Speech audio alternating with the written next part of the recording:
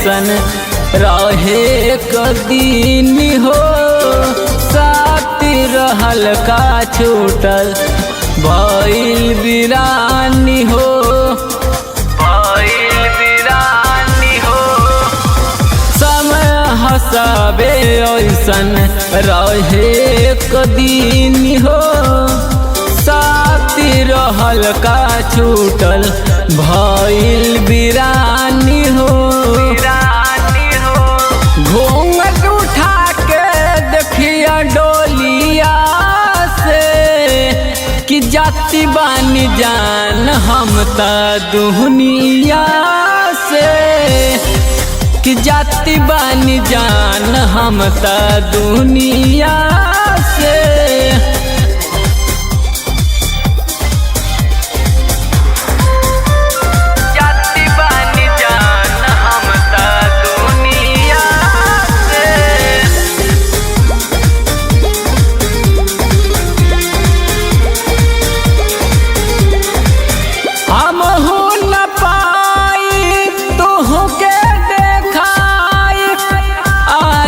के बाद फेरू सपना हो जाई, हम हो न पाई तुहू के देखाई। आज के बाद फेरू सपना हो जाई कि दूरिया से फेंक दिह कफन दूरिया से, कि जाति बन जान हम त दुनिया से, कि जाति बन जान हम त दुनिया से।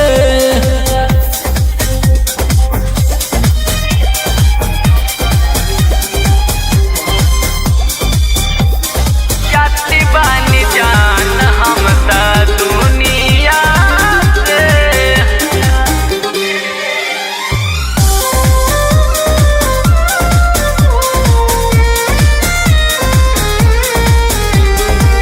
रहबो त खुश हो पियाबा के साथ हो, सौसिन सन ही जीवन साथी तोहार हो।